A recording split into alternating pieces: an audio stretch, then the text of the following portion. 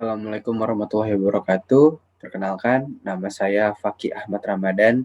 Saya mahasiswa dari Universitas Singapura Bangsa, Prodi Manajemen Fakultas Ekonomi dengan NPM 20 10 63 10 278. Hari ini saya akan mempresentasikan proposal usaha saya, yaitu PT Sumber Properti. Proposal ini disusun untuk memenuhi tugas pada mata kuliah pengantar bisnis dengan dosen pengampu Bapak Haji Anwar Musadat, SEMM. Pertama-tama ada daftar isi. Daftar isi ini memiliki sekitar 9 bab, yaitu bab pertama Executive Summary, bab kedua Informasi Perusahaan, bab ketiga Latar Belakang Proyek Perumahan, bab keempat Aspek Sosial dan Environment, bab kelima Aspek Perizinan, bab ke-6 aspek pemasaran, bab ke-7 aspek keuangan, bab ke-8 aspek teknis, dan bab terakhir itu kesimpulan. Yang pertama itu bab pertama, yaitu Executive Summary. Di bab ini dijelaskan lokasi properti, yaitu Perumahan Ratana Residen Bintaro, Desa Jombang, Kecamatan Ciputat, Kabupaten Tangerang, Banten. Di sini juga dijelaskan tentang luas lokasinya, luas kafling, jumlah unit, prode project, nilai penjualan, modal, keuntungan, dan developer. Bab kedua itu adalah informasi perusahaan. Di informasi perusahaan ini dijelaskan yang pertama itu adalah legalitas. Legalitas ini terdiri dari nama perusahaan, alamat perusahaan, dan akta pendirian perusahaan, dan yang lain-lainnya seperti di sini. Kedua itu ada struktur organisasi. Struktur organisasi ini menjelaskan siapa saja yang ada dalam perusahaan tersebut dan yang akan membangun tadi Ratana Residence.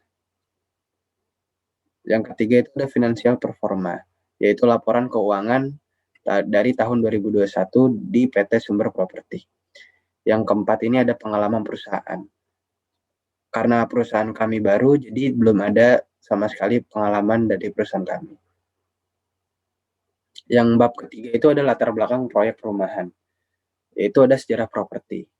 Proyek perumahan Ratana Residen ini diinisiasi oleh PT Sumber Properti untuk mengembangkan lokasi tanah kosong yang berlokasi di daerah yang cukup strategis. Proyek ini dimaksudkan untuk mengoptimalkan resource yang dibeli terutama pada aspek utilitas, land development, dan penciptaan added value bagi stakeholder. Yang B ada konsep properti. Kebijakan pemerintah, khususnya pemerintah daerah yang mendorong peran swasta dalam penyediaan perumahan bagi masyarakat. Konsep pembangunan properti ini mengacu kepada pengembangan lokasi menjadi klaster yang memenuhi kriteria perumahan untuk masyarakat berpenghasilan menengah dengan nuansa asri, ramah lingkungan, dan minimalis. Pembangunan akan dilaksanakan secara bertahap dengan sistem inden dengan target penyelesaian 33 unit rumah dalam waktu maksimal 10 bulan. Mengutamakan efisiensi dan efektivitas dalam pembangunan, serta melibatkan masyarakat setempat sebagai stakeholder dalam pekerjaan fisik konstruksi rumah. Bab keempat ada aspek sosial dan environment. Yang pertama itu ada lokasi properti.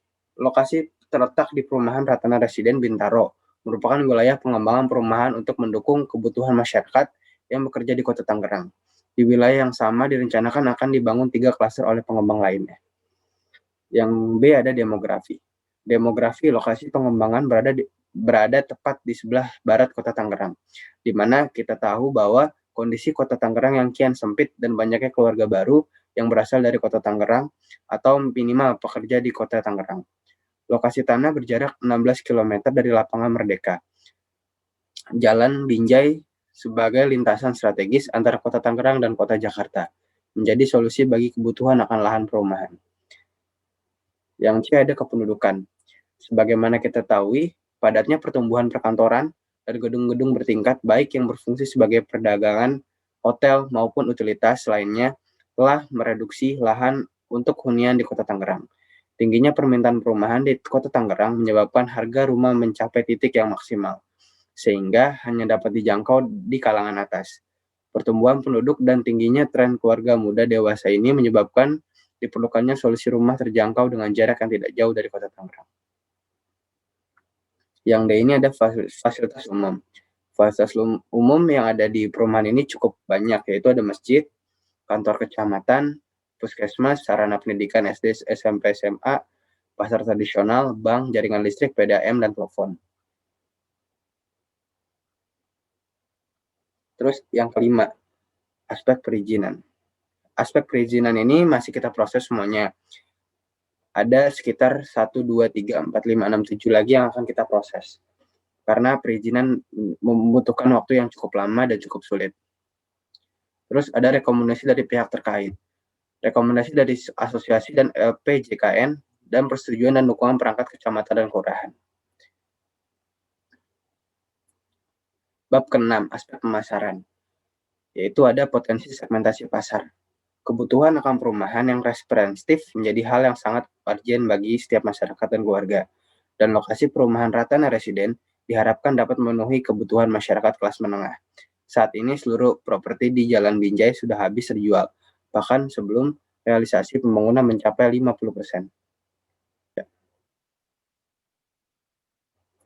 Yang B ada marketing strategi.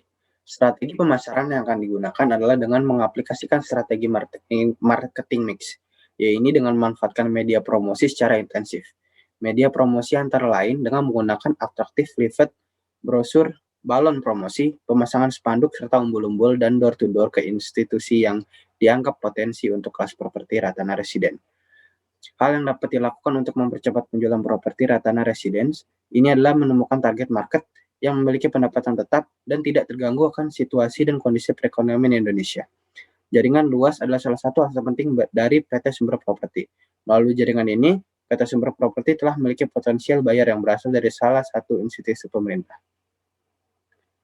Terus yang C ada Project Ability. Berdasarkan strategi pemasaran dan data yang diperoleh, maka pemanfaatan lahan untuk pengembangan pembangunan rumah dapat lebih optimal dalam periode waktu 1 tahun. Utilitas atau jaringan yang ada sekitar lokasi antara lain jaringan listrik, telkom, PDAM, dan jaringan pendukung lainnya.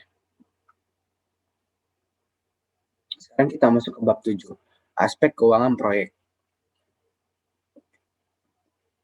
Yaitu ada yang proyek biaya properti. Di sini dijelaskan bahwa keuangan proyek dari simulasi biaya dan pendapatan proyek Ratana Residen. Tanah berjumlah 4.590 meter dengan biaya 800 juta. Pematangan dengan biaya 50 juta dan total biaya lahan semuanya adalah 850 juta. Bangunan dengan luas 3.960 meter dengan biaya 2,222 miliar 227 juta. Pecah surat jumlah 33 dengan biaya 60 juta. Promosi dengan jumlah 33 dengan biaya 165 juta. Biaya bank 287 juta dan total biaya proyek yaitu sekitar 3 miliar 589 juta. Sumber dana yaitu ada yang pertama dari modal sendiri sekitar 900 juta dan dari bank sekitar 2,3 miliar juta. Dan harga jual rumah itu sekitar untuk 33 unit semua sekitar 6,6 miliar rupiah. Yang B ada sumber dana, pembiayaan awal, initial investment yang digunakan untuk perizinan dan modal kerja sarana, prasarana, konstruksi serta biaya overhead diperbolehkan dengan komposisi modal sendiri dan modal investor. Untuk kebutuhan finansial proyek, manajemen perusahaan merencanakan memenuhi sumber dana dengan komposisi sebagai berikut, yaitu 73% sumber dari bank dan 27% dari dana sendiri. Sekarang ada proyeksi penjualan. Berdasarkan proyeksi penerimaan dan pengeluaran kas dapat diinformasikan sumber pengembalian sebagai berikut, yaitu penerimaan penjualan sebagai 6,6 miliar rupiah dan HPP sebesar 3,5 miliar rupiah dan margin kotor sebesar 3,0 miliar rupiah. Sekarang bab ke-8 yaitu aspek teknis. Yang pertama tahap persiapan, perencanaan perizinan persiapan awal. Di sini sudah tertera bahwa tabel progres pelaksanaan properti dari Ratana Residen. Yang ke B ada tahap konstruksi. Pembangunan rumah beserta sarana prasarana akan membutuhkan waktu selama 6 bulan. Material yang digunakan adalah sesuai dengan tabel di bawah ini, yaitu ada batu kali, batu bata, keramik, baja ringan, metalik, gypsum, dan yang lain-lainnya. Bisa dibaca sendiri di sini. Yang terakhir ada kesimpulan. Berdasarkan analisis dan pemaparan proyek ini, maka dapat kami simpulkan sebagai berikut. Kinerja keuangan PT Sumber Properti menunjukkan peningkatan yang signifikan, sehingga relatif lebih aman untuk mendapatkan pinjaman dari bank. Yaitu yang kedua, PT Sumber Properti telah memiliki pengalaman yang memadai untuk melaksanakan proyek yang sejenisnya dengan proposal properti Ratana Residence. Yang ketiga, proyek ini memiliki prospek yang cukup bagus dilihat dari aspek pemilihan lokasi, spesifikasi bangunan, serta target market yang sudah jelas. Demikian proposal properti Ratana Residen, kami sampaikan terima kasih. Terima kasih yang sudah menonton presentasi dari saya. Kurang lebihnya mohon maaf, semoga tugas saya selesai. Wassalamualaikum warahmatullahi wabarakatuh.